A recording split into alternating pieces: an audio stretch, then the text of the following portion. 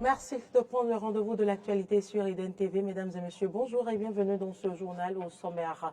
Le port autonome de Cotonou ouvre ses portes au public. L'événement a été officiellement annoncé hier au détour d'une conférence de presse.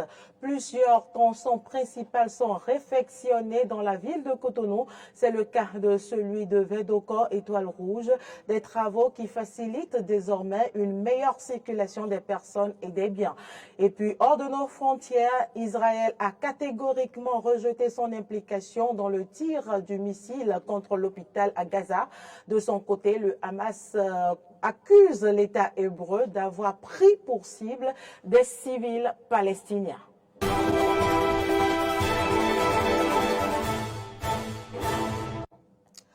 Merci de nous préférer pour vous informer.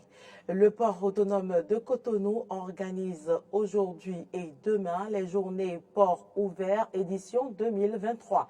L'événement placé sous le thème « Le port de Cotonou » d'hier à aujourd'hui a été officiellement annoncé au détour d'une conférence de presse. Les détails, c'est avec Clémence Tonoucoin. Cet événement est une occasion pour faire découvrir et redécouvrir la plateforme portuaire, présenter ses projets à court, moyen et long terme et lever le voile sur le port de Cotonou. Ces journées vont permettre, entre autres, de promouvoir l'industrie et les métiers portuaires et participer à la promotion de la destination Bénin. Le port, c'est quelque chose qui est vraiment au milieu de la ville, mais parfois, ou la plupart de nous, on ne sait pas ce qui se passe derrière les murs du port. Mais en fait, il y a toute une économie qui se passe derrière les murs. Et c'est en fait pour ça que nous organisons ces journées du port ouvert pour permettre au public de découvrir ce qui se passe là-bas. Avec des tours à l'intérieur du port, avec des explications, mais aussi avec des forums sur les métiers pour que les gens puissent découvrir quel type de métier existe à l'intérieur du port. Au-delà même des balades qui se feront dans l'intérieur du port pour connaître ce qui se passe effectivement, il y a des panels qui sont organisés pour expliquer, et je vous convie vraiment au tout premier qui est le panel 1, la performance des ports en Afrique de l'Ouest. Vous verrez quel positionnement le port de Cotonou a dans l'ensemble, au niveau de l'ensemble des ports de l'Afrique de l'Ouest. C'est la place de l'Amazone qui accueille l'événement riche de plusieurs activités, dont les panels de discussion et les balades en mer. Deux journées riches de 6 activités. L'accès à l'événement est ouvert à tous et entièrement gratuit. Le président de l'Assemblée nationale, Louis Gbéounou Vlavonou, était mercredi sur le chantier de construction du nouveau siège du Parlement béninois.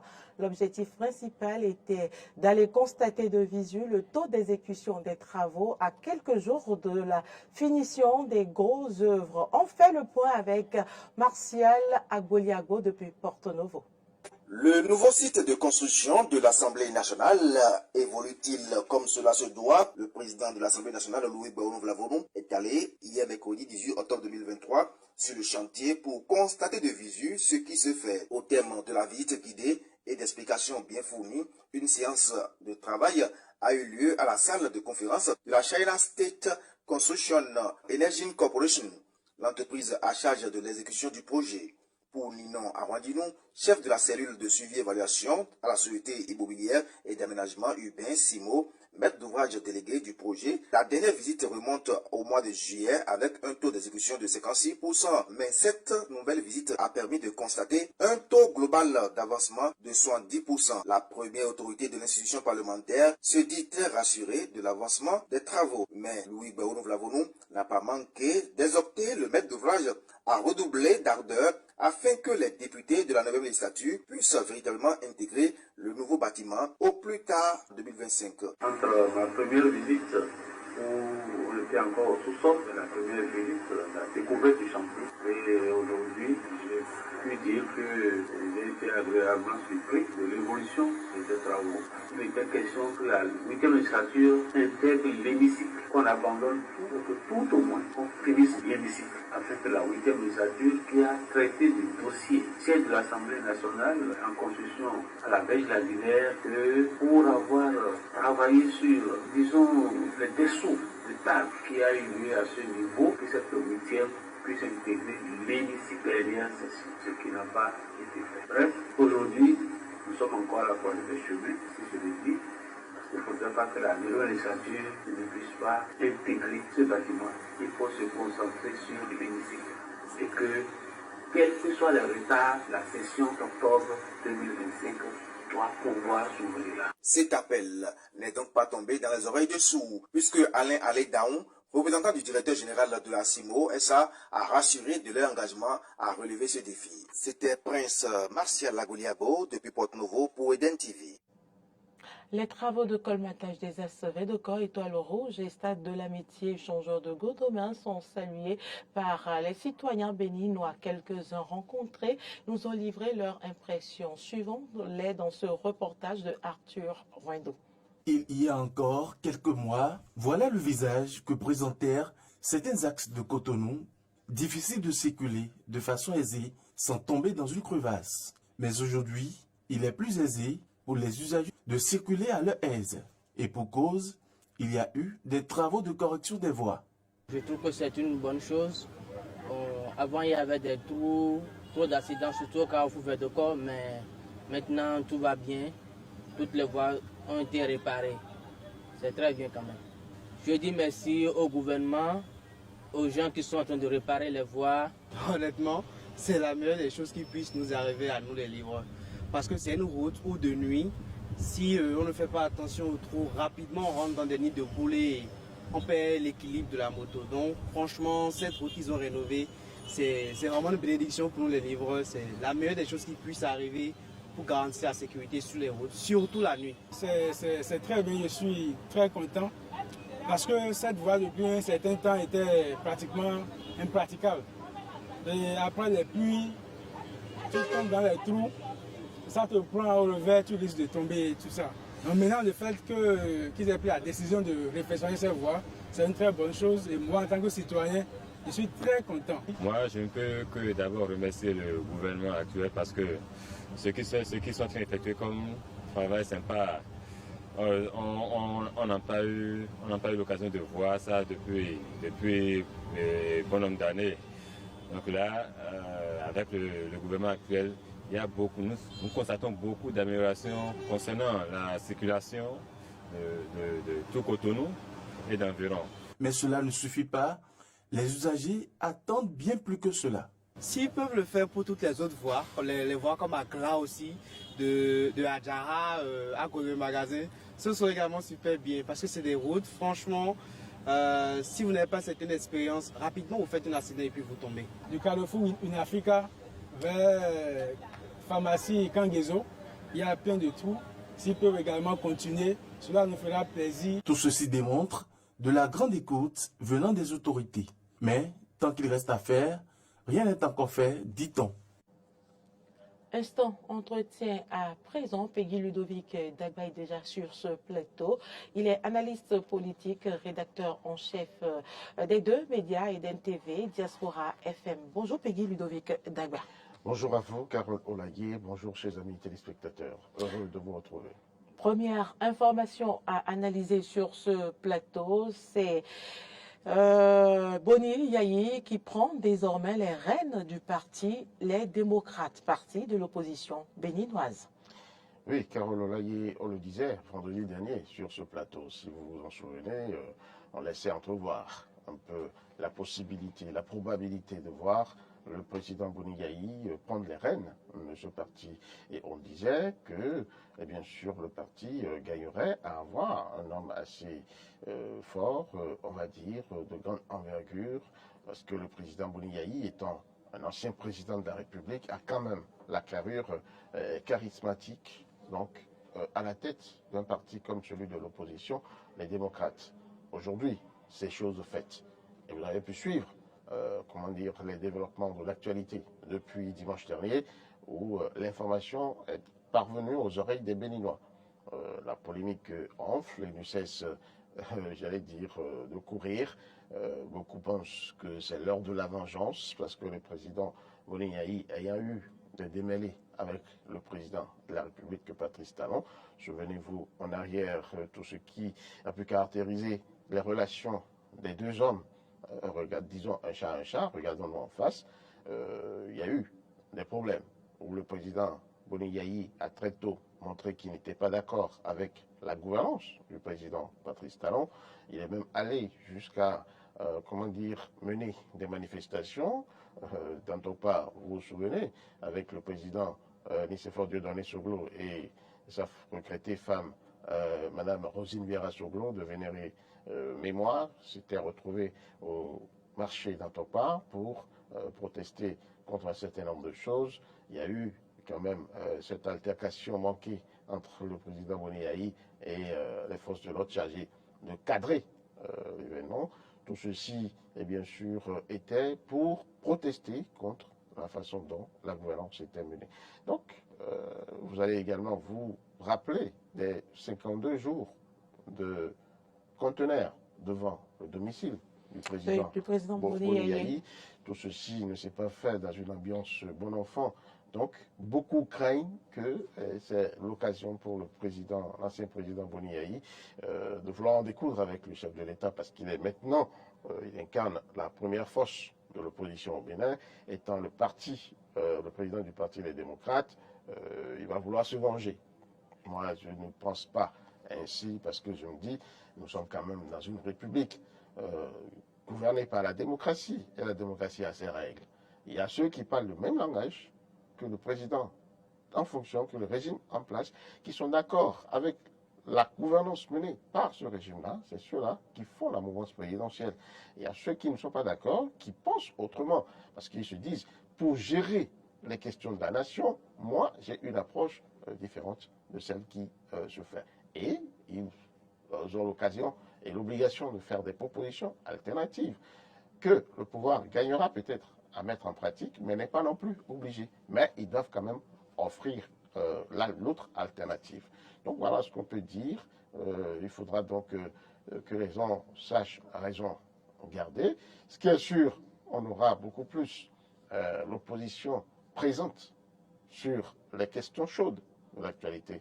Vous avez dû entendre les premiers mots de l'homme. Il est revenu un peu sur la misère des populations et a dit toute son envie, tout son désir de peser lourd dans les élections de 2026, ce qui est tout à fait normal. Et vous allez voir que la mouvance présidentielle aura à se réorganiser face à cette opposition qui s'organise et qui se donne les moyens de pouvoir vraiment occuper le terrain en matière politique. La loi organise évidemment le fonctionnement, l'animation de la vie politique nationale.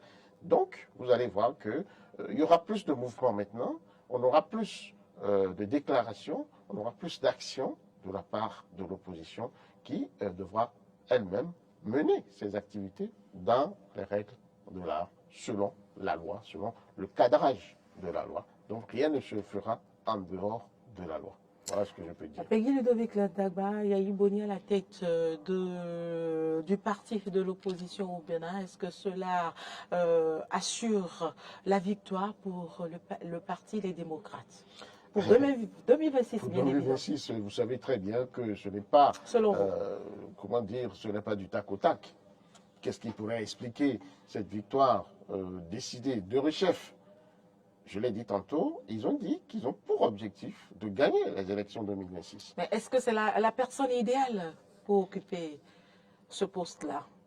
Ou pour être candidat, si vous voulez? Non, Boni Yayi ne peut plus être candidat, il est fort clos. Il est fort clos, ça c'est clair. Et comment dire, sauf une révision de dernière minute. Mais là, il aura son mot à dire? Oui, il aura son mot à dire en tant que président du parti, les démocrates. Il pourra peser de tout son dans toute la balance pour que celui qu'il choisit puisse passer.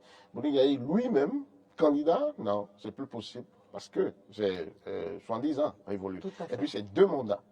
Quel que soit alpha, 2 mandats dans la vie d'un homme. Donc on ne peut pas en faire plus.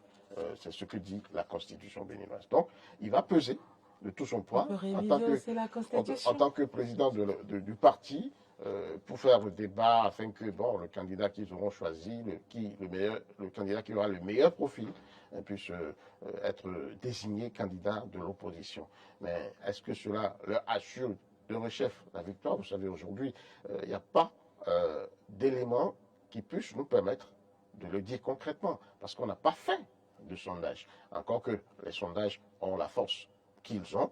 Ce qui est sûr, c'est un candidat qui va peser dans la balance, parce que le peuple aura à apprécier le travail fait par le régime actuel. Est-ce que ça l'agrée? Est-ce que le peuple est content de ce qui s'est fait jusque-là? Ce sera l'occasion pour le peuple de se prononcer. Et donc, les récriminations et autres, si jamais l'opposition a réussi à désigner le candidat qu'il faut, qui correspond aux aspirations du peuple, là, il pourra faire mouche. Mais on devra encore attendre 2026 pour voir réellement qui pourra être élu à la tête du pays. Allons à présent à l'international. Mohamed Bazoum, une fuite manquée, pays Ludovic Dagba. Une fuite manquée, tout simplement. Moi, j'ai, comment dire, à l'annonce de l'événement qui est survenu, je crois, hier à 4 h du matin. Franchement, j'ai souri et je me suis dit, mais dans la tête des grandes personnalités, ces idées-là aussi naissent. Parce que personne n'aurait pu quand même penser que le président Bazoum pourrait chercher à fuir, à se tailler, comme le dirait l'autre. Il n'a pas pu, tout simplement parce que les forces de l'ordre, ceux qui sont chargés de sa sécurité, ont très vite agi. Il paraît qu'il y a eu 3 instances pour sa fuite. Il devait sortir de la résidence pour, comment dire, atteindre un véhicule banalisé qu'il attendait, qui allait l'amener vers 2 hélicoptères affrétés, selon la junte militaire au pouvoir, par des puissances étrangères. Et ce sont ces 2 hélicoptères qui vont convoyer lui, sa femme, ses enfants, et puis 2 de ses cuisiniers, bien sûr, et 2 hommes de sa sécurité, et qui donc vont les convoyer vers une localité du Nigeria. Mais tel n'a pas pu être le cas, tout simplement parce que les hommes de la sécurité veillaient au grain et ils ont intercepté, bien sûr, comment dire, le groupe et qu'ils ont dû ramener encore au sein du palais. Il paraît qu'il y a des complicités, des complices qui sont en train d'être arrêtés et mis au nouf.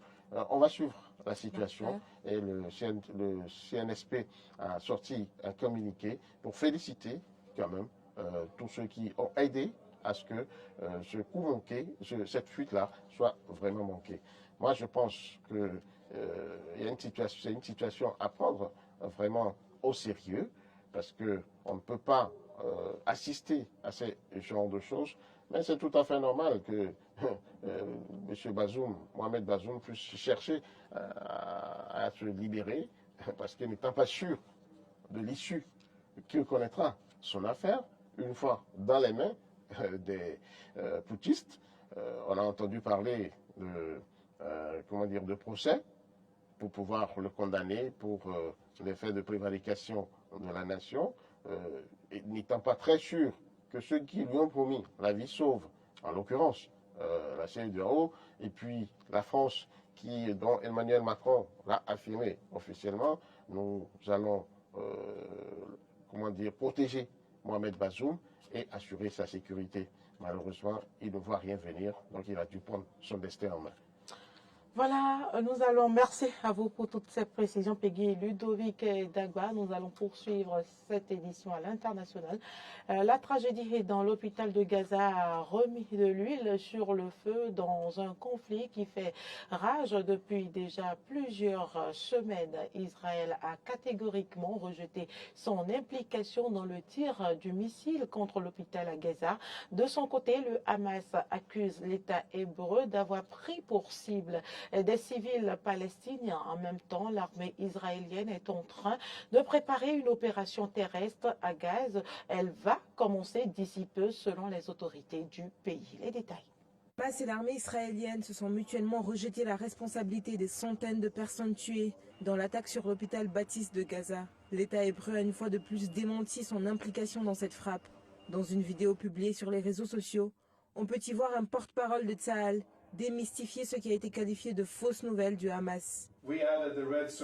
Nous avons ajouté ce cercle rouge. Vous pouvez voir qu'il y a une sorte de dysfonctionnement, une explosion, et quelques secondes plus tard, quand la roquette tombe et cause une explosion au niveau du sol, vous pouvez le voir sur cette image. Ici, c'est l'hôpital. La roquette n'a pas touché l'hôpital lui-même. Elle est tombée en dehors de l'hôpital sur le parking, là où vous pouvez voir des voitures. Ce sont donc des images prises avant. Nous avons ajouté, et ceci est pris déjà après l'explosion. Ce que je vois ici, ce sont environ 15 voitures qui ont été touchées par la roquette qui est tombée. Je vois des traces de feu. Ce que je ne vois pas, ce sont des corps. Ceci n'est que la suite d'une longue série de preuves publiées par Tsahal depuis la tragédie. L'État hébreu avait en effet publié hier l'enregistrement d'une conversation qui, toujours selon les autorités israéliennes, aurait été échangée entre des militants du Hamas au sujet de l'échec du lancement d'une roquette. Plus encore, des images satellites de l'hôpital ont également été publiées, preuve supposée que la roquette aurait été lancée depuis le parking de l'hôpital. Des accusations que le Hamas est empressé de démentir. Le groupe militant palestinien a publié un mémorandum refutant les affirmations israéliennes selon lesquelles le missile meurtrier aurait été lancé depuis le parking de l'hôpital Al-Ali de la ville de Gaza. Ce n'est un secret pour personne que les forces d'occupation israéliennes, il y a plusieurs jours, ont menacé plusieurs hôpitaux de la bande de Gaza, contactant chaque hôpital séparément, demandant leur évacuation et tenant les directeurs des hôpitaux responsables des conséquences au cas où ils négligeraient ces menaces. Depuis le début de l'agression en cours, l'armée israélienne a ignoré le principe de distinction entre cibles civiles et militaires. Ainsi, les bombardements ont systématiquement visé des services d'urgence, des ambulances, des installations de défense civile, des écoles, des mosquées et des églises. 4200 personnes mortes dans les deux camps en 12 jours de guerre. Des chiffres qui font froid dans le dos évoqués par les Nations Unies et qui pourraient pourtant augmenter dans les prochains jours. Le besoin de médicaments pour la population palestinienne à Gaza se fait de plus en plus sentir alors que la situation humanitaire s'aggrave de jour en jour. L'attaque contre l'hôpital Baptiste Al-Ahli est une violation inacceptable du droit international. Elle constitue également une menace sérieuse pour un système de santé déjà épuisé. Le bilan des victimes de l'attaque israélienne contre l'hôpital Baptiste Al-Ahli est le plus lourd de l'histoire moderne de Gaza en une seule journée. Les victimes confirmées à ce jour sont au nombre de 471 mortes et 314 blessées. 28 patients sont dans un état critique. Ces chiffres pourraient s'alourdir au fur et à mesure que les opérations de sauvetage et d'identification se poursuivent. Le massacre à Gaza a suscité de vives réactions à l'étranger, près de 2 semaines depuis le début de la guerre opposant Israël à la Palestine. Quant à savoir qui est l'auteur véritable du crime que représente le bombardement de l'hôpital Al-Ali de la ville de Gaza, les avis divergent, divisant en deux l'opinion publique. Fin de cette édition, merci pour l'attention, à très bientôt.